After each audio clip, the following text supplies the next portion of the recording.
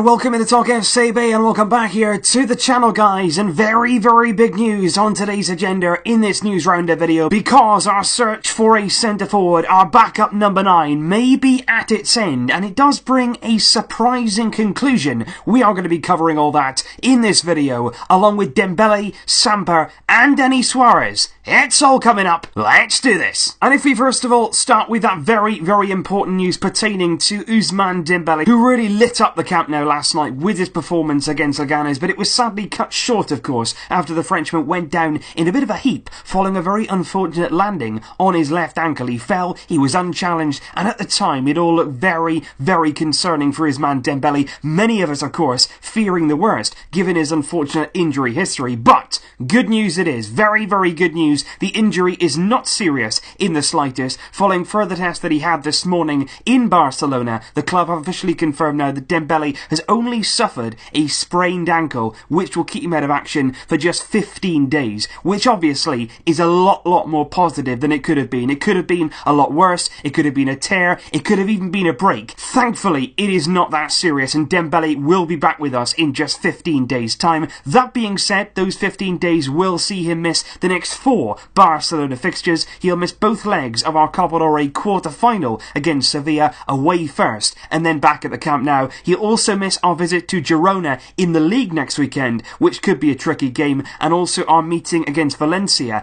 at the Camp Nou, which will take place a week on Saturday. But as with every injury, especially with big players like Ousmane Dembele, I think it's really important now that we let him recover 100%. Don't rush him back, don't cut any corners, make sure that he's absolutely right, take no chances, especially with the big games that we have coming up in this vital stage of the season. And before we go on, guys, I just want to quickly address something that happened yesterday, not at Barcelona first team level, but at Barcelona B team level, and it all revolves around Barcelona B player Moussa Wagué, and it was something that happened during the game yesterday. Barcelona B losing by a goal to 0 to Ahea in the Segunda B division. But what happened basically was 10 minutes from time, there was an altercation between Moussa Wagué and one of the supporters, very close to the pitch it was in the lower leagues, and he basically lashed out, or sort of got involved in an altercation with one of the fans, and was then shown a straight red card from the referee. And I just want to sort of clear his name, because a lot of people here were saying it was sort of violent and things like that, but he's come out today, he's apologised for his actions, but as we suspected, it is not good on the side of the fans here, because he says, my action comes after being the subject of numerous and repeated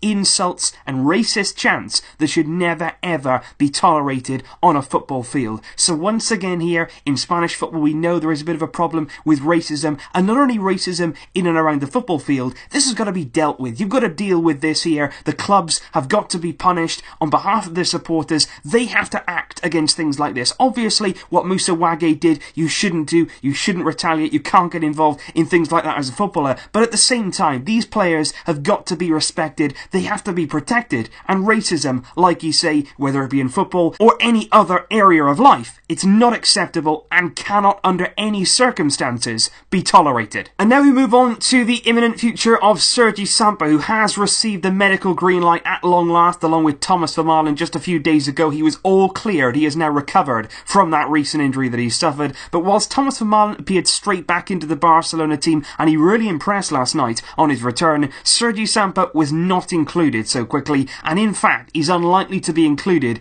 and involved at all as the season progresses, because a report in MD this morning say that Barcelona have already decided not to renew Sergi Samper's contract, which expires in June 2019. So this coming summer, as it stands right now, Sergi Samper is going to be a free agent, meaning that right now he can negotiate his exit with another club this month, with a view then to making that free transfer come the summer transfer window, which really is in a way very sad and unfortunate news for Sergi Samper, for us Barcelona fans as well, who has suffered enormous bad luck right throughout his career. He's had loans where it hasn't worked out because of a bad injury. He's come back here in pre-season, he broke down with injury again, but at the age of 24 now, he's no longer that emerging young talent that he once was coming through the Barcelona system. Now is the time for him to go somewhere, play regular football hopefully, and really establish himself again in the game of football. That's really important, and I really do hope that whatever club he ends up going to, that he can play regularly, that we can see him out on the field, and hopefully he can become the player that he once promised. But without further ado guys, it is now on to the big and yet extremely surprising news of the day, and that does of course relate to our search for a backup striker, and according to several reliable sources in the media, this one is so close. That search has concluded, and the man chosen to fit the role in the Barcelona squad is none other than Kevin Prince Boateng.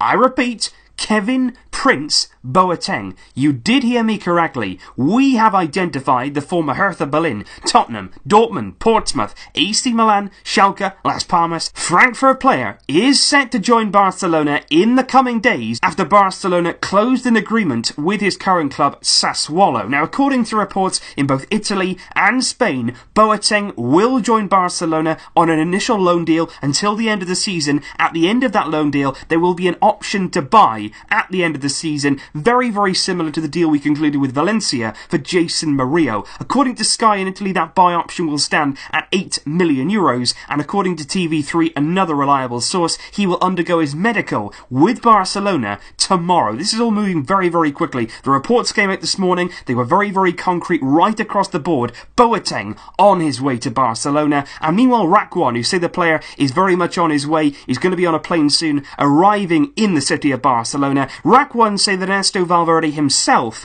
chose Kevin Prince Boateng. Valverde felt that he fitted the right profile of the player that he was looking to bring in to strengthen the squad, and Rakwan basically say that Kevin Prince Boateng was chosen especially by Valverde simply because of that experience that he has over all the top leagues that he's really accounted for over his long career. 31 years old of course now, and has experienced a lot of things over the course of his time in the top flight, and they also consider him the club here as a reinforcement who can adapt quickly to the Barcelona system. That's what Rakwan is saying, that he can adapt quickly, that he's a competent player, that he's an aggressive player in the way that he plays, and he's going to give everything apparently if he's chosen in these 5 or 6 months that he's going to play in the Barcelona shirt. He's chosen as the man to come in as the centre forward, which is very interesting in itself, because on the face of it, you look at Kevin Prince Boateng, you look at his career, he's not exactly your traditional number 9 centre forward. He's actually very far from it. He spent most of his career playing in midfield as more of a creative player than a goal scorer. However, in the past few seasons, his game has adapted bit by bit. He has played more recently in a false 9 role in the teams that he's been at, and I'm going to be giving you a full lowdown on Kevin Prince Boateng with everything you need to know if, and most likely when, he's announced as a Barcelona player. The positives and of course the negatives, that'll all be coming up when he's announced. But I do want to know your guys' thoughts. What do you think of the imminent signing of Kevin Prince Boateng? Somebody coming in as a backup to Luis Suarez. Can he play that role? Should we be going down this route? And what do you think of the profile of the player that we're going to get in Boateng? And finally guys, I do just want to bring you an update on the future of Denis Suarez. He's been very heavily linked with a move away from the club right throughout this January transfer window, but his anticipated move to Arsenal this January seems to have hit a bit of a snag right now, and it's looking like it may not be resolved between the two clubs before the end of this window, because according to reports in Spain, Unai Emery does indeed want to bring Denis to Arsenal. He's very keen on the player himself, and likewise Denis is more than happy to go to the Premier League and join with Arsenal. But it's actually Barcelona, the club, that are preventing the deal from this all happening, because at the start of this deal, a 3 to 4 million loan fee for the remainder of the season was discussed between the two clubs, and it was actually agreed by us, and they said that's fine, we're happy to pay a loan fee to get Denis Suarez for the rest of the season. He'll help us secure our top 4 place in the Premier League. But it's actually the buy option and the way that Barcelona want to structure that part of the deal which is really stopping it all happening, simply because Barcelona want to insert a €25 million obligation to buy at the end of the season, meaning basically that Arsenal would have to purchase Denis Suarez this summer instead of just having the option to do so. Arsenal right now are not budging over that. They only want to have an option to buy and not an obligation. So right now, as it has been now for quite a long time with Denis Suarez, his future at the club is certainly unclear, and his next move we still don't know. And so that brings to an end today's news roundup, guys. Please leave all your thoughts and your comments down below. Let me know on everything that we have discussed in today's video, and of course, please do let me know your thoughts on Kevin Prince Boateng. What are your feelings about that imminent signing? What will he bring to Barca? Let me know down below, guys. I will see you soon, of course, with more videos. But until then, as always, Visca El Barça.